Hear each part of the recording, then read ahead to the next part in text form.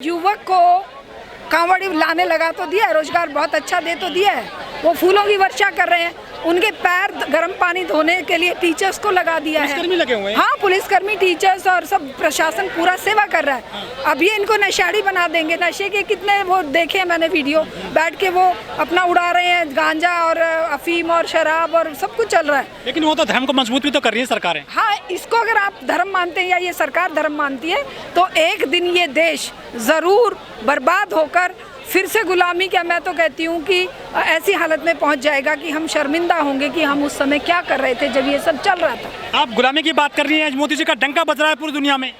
हाँ, वो डंका इसलिए बज रहा है ना कि मोदी ने कॉरपोरेट सेक्टर को सारी चीज़ें बेच दी हैं और जो डंका बजाने वाले लोग हैं वो उस कॉरपोरेट कंपनियों के सीईओज और दूसरे लोग हैं। बाकी अगर विश्व स्तर पर भारत की प्रतिष्ठा देखो तो वो अगर रैंकिंग में देखें, जो ये डेमोक्रेटिक इंडेक्स में देखें, डेमोक्रेसी किस तरह से यहाँ धराशायी हो रही है, प्रेस की आज़ादी किस तरह से ख़त्म हो रही है, किस तरह से भुखमरी के उसमें इंडेक्स में भारत नीचे जा रहा है। हाँ, अमीरों की गिनती में भारत के अमीरों का नाम और ऊपर ऊपर जाता जा रहा है। कौन सा विकास किया है 2014 से अब तक सरकार ने? 10 घरानों का विकास हुआ है भाई, अडानी अंबानी का विकास हुआ है, वो विश्व की सबसे अमीर आदमियों की लिस्ट में आ गए। यहाँ के लोग का किसका विकास हुआ है?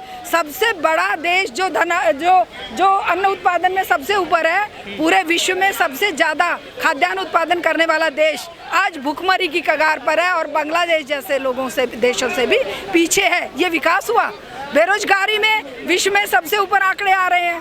हमारे यहाँ पर प्रेस की आज़ादी, प्रेस वाला जुबेर देखो बेचारा, जो असलियत बताने के लिए मुंह भी नहीं खोला, उसने तो लिखकर ही फैक्ट्स को सामने रखा, उसको उठाकर जेल में डाल दिया जा रहा। और नुपुर शर्मा जैसी जो खुलेआम गंदगी बिखेर रही है, साक्षी महाराज जैसे जो खुलेआम चैलेंज कर रहे हैं, जो गंदे नारे लगा रहे हैं, अनुराग ठाकुर जैसे, प्रवेश वर्मा जैसे लोगों को ये इतने ऊंचे ऊंचे पदों पर बिठाए हुए हैं। और हमारे आप जैसे लड़के जो सच के लिए दर दर ठोकरें खाकर सच को फाइंड आउट करके लोगों के सामने लाते हैं, वो इनके दुश्मन है। वो विकास है क्या? इसको आप विकास कहेंगे?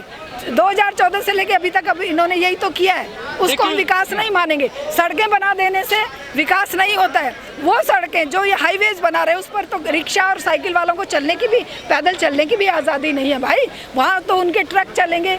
रेलवे को बेच दिया है कि उनका सामान जो है निर्बाध रूप से आवाजाही उसकी बनी रहे पूंजीपतियों की, ना कि आपकी और मेरी। हमें और आपको तो उनके जो माफ़ किए हुए टैक्सों का खामियाजा भुगतना पड़ रहा है।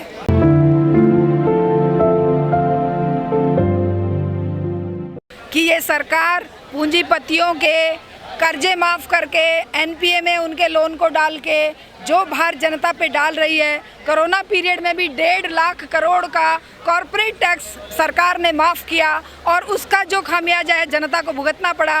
बच्चों के स्कूल कॉलेज बंद कर दिए, बच्चों की किताबों पर, कॉपियों पर, पेंसिल पर टैक्स लगा दिया, छाछ, दही, लस्सी और आटे और दूध पर टैक्स लगाकर उन दूध मुँहे बच्चों के मुंह से दूध खोसना चाहती है सरकार।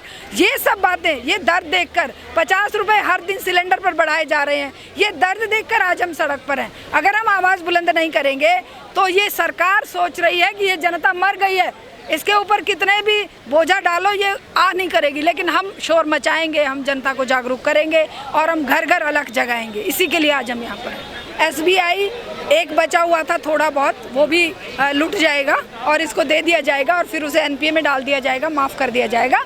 क्योंकि विपक्ष बिल्कुल मुँह में दही जमा के बैठा है। विपक्ष चुनावी राजनीति का हिस्सा है। चुनावी राजनीति के चलते ये देश बर्बाद हो रहा है। आंदोलन की राजनीति लेकर आज हम यहाँ पर हैं और वो आंदोलन के लिए ही हम जनता को जागरूक करने के लिए बार बार सड़क पर आते हैं। शारदा जी, ये बताइए, जो ये बड़े उद्योगपति होते हैं जैसा अडानी है, अंबानी है, जब ये इतने धनी हैं, नंबर 1 पोजीशन पे है आज अडानी, उनको उधार लेने की जरूरत क्या पड़ गई है बैंक से, सरकारी बैंक से स्पेशली? आप तो जानते नहीं है, ये बेचारे गरीब लोग हैं, दिवालिये हो जाते हैं। ये झूठ मूठ के कागज़ों में हेराफेरी करके एक कंपनी को दिवालिया घोषित करके नई कंपनी खोल लेंगे, उस कंपनी को फिर दिवालिया, फिर नई खोल लेंगे। वो पैसा सर्कुलेट होता रहेगा, विदेशों में जाता रहेगा और यहाँ के देश के धन को, हाँ, देश के धन को ये वहाँ पहुँचा देंगे और खुद को दिवालिया। देखिए कितने हजारों अरबपतियों ने देश छोड़ दिया।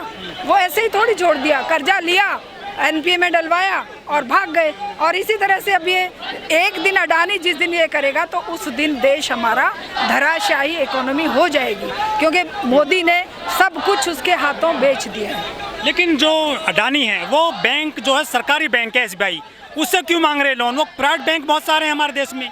एक बात बताइए, सैया भय कोतवाल तो डर का है का, जब उसका दोस्त प्रधानमंत्री है, जब उसने खुली छूट दे रखी है कि भाई सब कुछ तेरा है, और इनके तो गोलवलकर की किताब में लिखा है कि अगर आपको सत्ता में लंबे समय तक रहना है तो 98% जनता को मारो भूखा और 2-4 लोगों के हाथ में देश की संपदा सौंप दो, जिससे कि उन पर कंट्रोल करना तुम्हें आसानी से हो जाए और वो पैसा जो है वो तुम्हारी सत्ता को मजबूत करने के लिए काम आता रहे। तो यही आज हो रहा है, यही आज हो रहा है कि अडानी, अंबानी, गोयंका, सिंघानिया, बजाज, मित्तल, जिंदल, टाटा, बिरला, इन सबको ये चाहते हैं कि छांटते छांटते गिनती के लोग रख लें, जिससे कि उनके ऊपर दबाव बनाना। ये सरकार जो है अडानी को पैसा क्या आने वाले समय में मैं तो कई बार रिपोर्टर पूछते हैं कि प्राइवेटाइजेशन, मैंने कहा ये तो सरकार के मोदी या दूसरे और लोगों को सरकार चलाने की जरूरत ही नहीं है। अब राष्ट्रपति या प्रधानमंत्री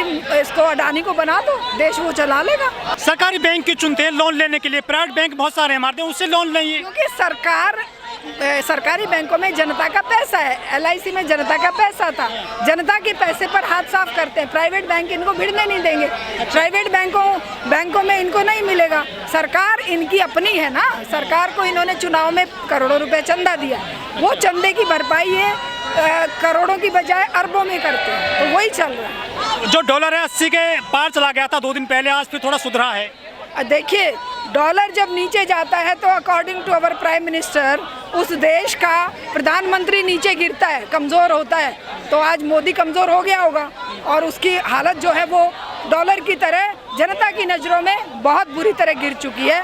इसीलिए डॉलर की कीमत गिरती जा रही है, क्योंकि डॉलर के मुकाबले रुपए की कीमत गिरती जा रही है, क्योंकि डॉलर की या रुपए की कीमत निर्धारित होती है उस देश की अर्थव्यवस्था के हिसाब से। ये इनके बनाए हुए जो रूल है कि जी नहीं रुपए की हालत ऐसे इसीलिए हो गई, अब इसीलिए हो गई, वो सब बकवास है। हमारी सीधी एक गणित है कि अर्थव्यवस्था जितनी कमज़ोर होगी उतनी ही उस देश की करेंसी कमज़ोर होगी विश्व स्तर पर। तो आज देश की अर्थव्यवस्था कमज़ोरी पर है। कुछ लोग कह रहे हैं मैम कि जो भारत है ना श्रीलंका के रास्ते पर चल रहा है, यहाँ भी तख्ता पलट हो सकता है, आपातकाल लग सकता है इंडिया में भी।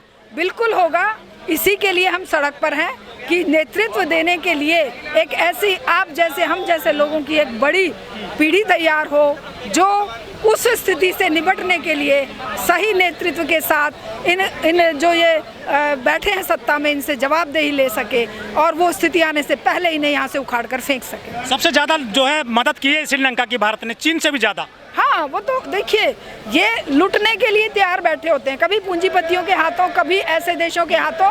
ट्रम्प आया था तो कितना पैसा लुटाया, अब की बार ट्रम्प सरकार इन्होंने ठेका ले रखा था उसमें पैसे लुटाने का। इसी तरह से ये सारे जितने काम करते हैं ये अनपढ़ लोगों की सरकार है, इन लोगों की मूढ़मती है और ये पूंजी के हिसाब से ही देश को संचालित कर रहे हैं। जिस तरह से पूंजीपतियों का दबदबा इस सरकार पर है, ये ज़रूर इस देश को बर्बाद कर दे। आदिवासी एक महिला को जो राष्ट्रपति बना दिया गया है, कुछ सुधार आएगा आदिवासियों की स्थिति में देश में जल जंगल जमीन को लेकर? हाँ, ज़रूर आएगा।